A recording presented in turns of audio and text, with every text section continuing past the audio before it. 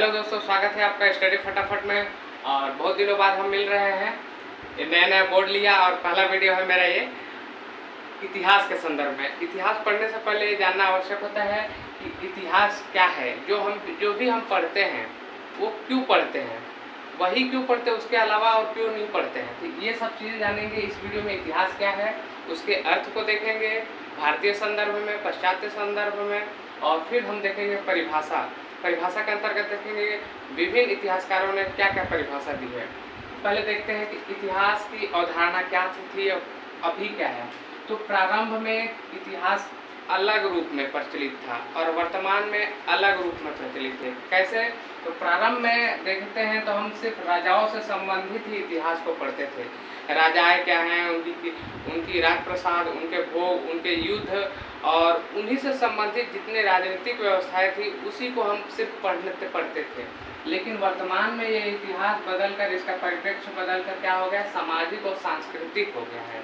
क्षेत्रीय स्तर पर भी इतिहास लेखन की प्रचलन हो चुका है। तो सामाजिक रूप से समाज के छोटे छोटे पहलू भी इतिहास के अंतर्गत हम पढ़ते हैं। और सांस्कृतिक विशेषताएं इसके अंतर्गत, जो एक तो सबसे बड़े A.L. बासम, आप नाम सुने होंगे, A.L. बासम, इनकी एक बुक है the wonder that was India, अद्भुत भारत नाम की। ये पूरी की पूरी संस्कृति पर है।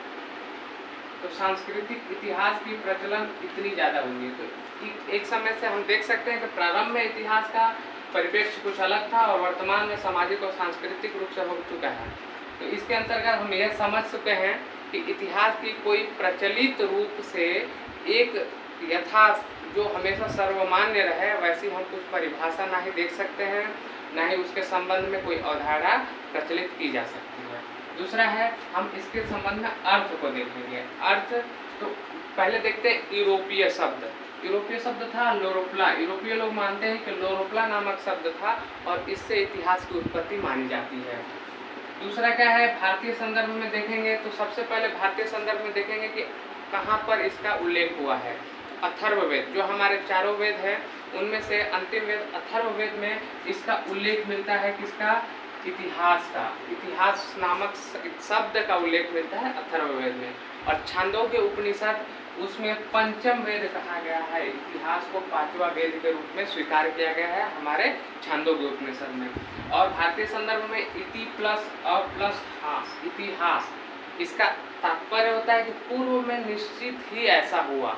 ये चीज़ हम देखते हैं भारतीय संदर्भ के अंतर्गत कि भारतीय संदर्भ में इतिहास कब प्रचलित हुआ, सबसे पहले उल्लेख कहाँ हुआ और इसका क्या था कि पूर्व में जो भी हुआ है निश्चित रूप से हुआ है, मानने के लिए नहीं कि शायद हुआ होगा, जो निश्चित रूप से हुआ है वही इतिहास है। यूनानी संदर्भ में हम देखते हैं, यूनानी संदर्भ में आप सभी जानते हैं कि इतिहास के पिता माने जाने वाले, इतिहास के जनक के रूप में प्रसिद्ध हैं हेरोडोटस। हेरोडोटस, इनका जन्म 480 ईसा पूर्व में यूनान में हुआ था। तो इन्होंने अपनी पुस्तक लिखी थी, पुस्तक का नाम था हिस्टोरिका। हिस्टोरिका नामक पुस्तक था, उसमें हिस्ट्री शब्द का प्रयोग करते हैं। ये सर्वप्रथम हिस्ट्री शब्द का प्रयोग करते हैं। और ये किस संदर्भ में हिस्ट्री शब्द का प्रयोग करते हैं? तो ये देखिए, खोज तथा अनुसंधान के रूप में हिस्ट्री शब्द का ये अपने बुक में प्रयोग करते हैं सर्वप्रथम पहली बार। और इन्हें इसीलिए हिस्टोरिका के कारण ही इन्हें इतिहास का जनक कहा जाता है। बहुत सारे कारण है, आगे हम देखेंगे। फिर हिस्ट्री शब्द जो है, हिस्ट्री शब्द यूनान में आया कैसे? तो माना जाता है यूनान में एक पद होता था, हिस्टोर का पद होता था। जैसे कोई लड़ाई हुआ, झगड़ा हुआ, किसी समस्या हुई तो वो समस्या का निपटारे के लिए हिस्टोर पद के पास जाते थे। उसका पद का नाम था, जैसे वर्तमान में कलेक्टर एक पद है, वैसे हिस्टोर नामक एक पद था। वह व्यक्ति क्या करता था, समस्या को सूझबूझ तरीके से समझता था, गूढ़ अध्ययन करता था और तत्पश्चात वह समस्याओं का निपटारा करता था, समाधान करता था। तो वहीं से ये जो इतिहासकार है या हिस्ट्रियन है उनका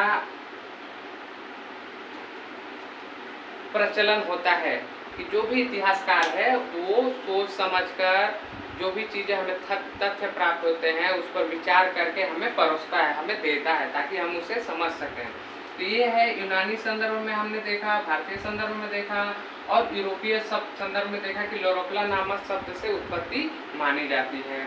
इसके परिभाषा विभिन्न इतिहासकारों ने अलग अलग परिभाषा दी है और इन परिभाषाओं को आसानी से समझने के लिए कई भागों में बांटकर याद रखा जाता है। जैसे कहानी के रूप में कई इतिहासकार मानते हैं, कई तो इतिहासकार है कार्ल पॉपर इतना तक कहते हैं कि इतिहास का कोई अर्थ ही नहीं होता, इतिहास अर्थपूर्ण नहीं होता, वह अर्थहीन होता है। तो ऐसे ही बहुत सारे भागों में बांटा गया है और इसको हम बारी बारी से अध्ययन करेंगे। पहला है कहानी के रूप में इतिहास। कहानी के रूप में इतिहास तो रेनियर महोदय, रेनियर नाम रहता है, एक इतिहासकार है, बहुत ही फेमस इतिहासकार है। ये कहते हैं कि सभ्य समाज, समाज नहीं सिर्फ सभ्य समाज होना चाहिए। तो सभ्य समाज में रहने वाले मनुष्यों के कार्यों एवं उपलब्धियों, जो कार्य कर रहे हैं और जो उपलब्धि हासिल कर रहे हैं, उनकी कहानी है इतिहास। उसी के बाद हेनरी पिरेन आते हैं। हेनरी पिरेन की भी परिभाषा लगभग वैसी ही रहती है, लेकिन सिर्फ एक अंतर रहता है, ये समाज की बात करते हैं, ये सभ्य समाज की बात नहीं करते। ये कहते हैं कि समाज में रहने वाले मनुष्यों के कार्यों एवं उपलब्धियों का जो कहानी है उसे ही इतिहास कहते हैं। फिर आते हैं ओलिवर महोदय आते हैं, इनकी परिभाषा थोड़ी विचित्र है। ये कहते हैं कि इतिहासकार को केवल कहानी बतानी चाहिए, कहानी के अतिरिक्त कुछ नहीं बताना चाहिए, उसमें ना ही नैतिकता डालनी चाहिए, ना ही आदर्श डालने चाहिए कि ऐसा हो जाता, ऐसा नैतिकता है, ऐसा आदर्श स्वरूप है। उसे केवल और केवल कहानी बतानी चाहिए, नहीं तो उसे इतिहास नष्ट हो जाता है। अब देखते हैं विशेष ज्ञान के रूप में, ये परिभाषा याद रखना आपके लिए आवश्यक है, हमेशा पूछ दिया जाता है कि विशेष ज्ञान के रूप में तो चार्ल्स पर्थ महोदय थे। चार्ल्स पर्थ महोदय ही एक नाम आते हैं।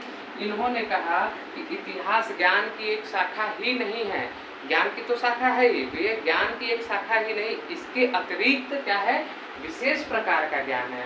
और इस विशेष प्रकार का ज्ञान क्या होता है कि जो मनुष्य रहते हैं, हम मानव है, इसका उपयोग कहाँ करते हैं, दैनिक जीवन में, दिनचर्या में करते हैं इस विशेष ज्ञान का उपयोग। तो विशेष प्रकार का ज्ञान कौन बोलता है, चार्ल्स पर्थ महोदय। तीसरा है विज्ञान। विज्ञान के रूप में जेबी ब्यूरी का कथन सबसे प्रामाणिक माना जाता है, इन्हीं का कथन अत्यधिक जगह पर पूछ लिया जाता है। तो ये कहते हैं कि इतिहास विज्ञान है, न कम और न ज़्यादा। और इसके आगे में दो और प्रकार है कि दो रूपों में और इतिहास को परिभाषित किया गया है, उसको हम अगले वीडियो में देखेंगे। धन्यवाद।